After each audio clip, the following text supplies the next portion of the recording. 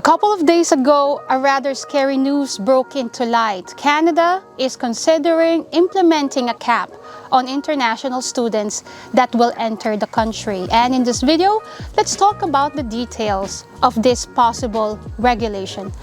Hello everyone, this is Ricey and this is Quest Canada. A couple of days ago, the Housing Minister, Sean Fraser, who used to be the Immigration Minister, mentioned that the government is thinking of capping international students into the country. And the reason behind is because they want to address the housing crisis in Canada. I have to reiterate though that this is still in talks. This is not yet implemented, at least as I shoot this video, as I record this video. Now let's talk about the culprit, which is the housing crisis in the country. This housing crisis has been brewing in Canada for years. According to a report of globalnews.ca, Canada needs to build 5.8 million houses by 2030, and that's only 7 years from now. We are already at the end of 2023. It's really just 6 years from now, and according to the news, majority of this need is due to the growth of immigration. Now, immigration does not necessarily mean just international students. New immigrants means everybody that's landed PR, work permit holders, temporary skilled workers, etc., etc., etc. And therefore, the idea of addressing this problem by capping international students alone does not seem to be a strategic approach to this problem. Unfair as it seems, let's look at the numbers. Canada currently has 800,000 active study permit holders, and the quota of the country for new immigrants each year is 500,000 people. In 2022, 600,000 international students came to Canada, and almost half of those went to Ontario. As you can see, the numbers are strongly and hugely disproportionate.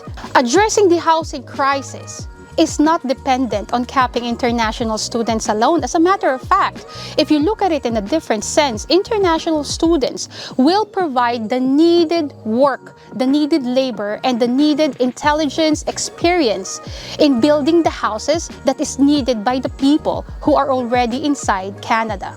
This crisis has been brewing in this country for decades. Nevertheless, Sean Fraser and the new Immigration Minister, Mark Miller, are talking about the possible capping.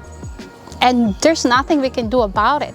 What we can do though is to be more cautious, to be more diligent with the documents that you provide or we provide to the government whenever we apply for a study permit. Now, more than ever, it is more important for you, if you are absolutely decided to move to Canada via study permit, it becomes even more important for you to take action now. As a matter of fact, in my previous videos, I did mention that currently Canada is lenient with international students, and you have to strike while the iron is hot. You have to take action while the solution or while the situation is still the same, is still leniency towards applicants for international study permit.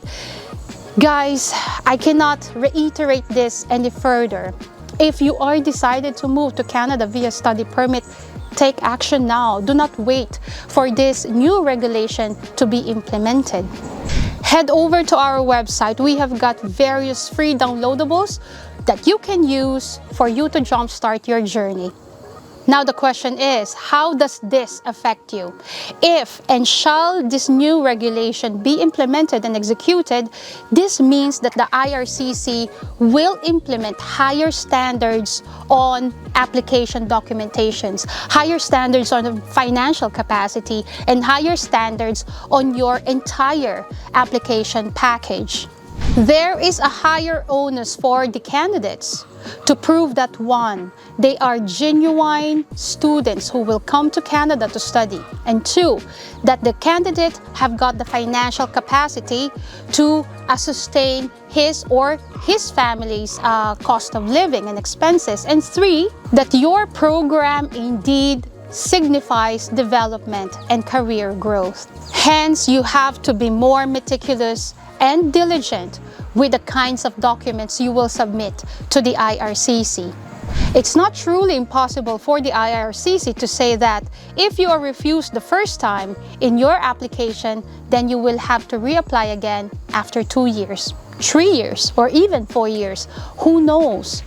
Therefore, guys, again, I urge you, be cautious, be meticulous, and be diligent with your application.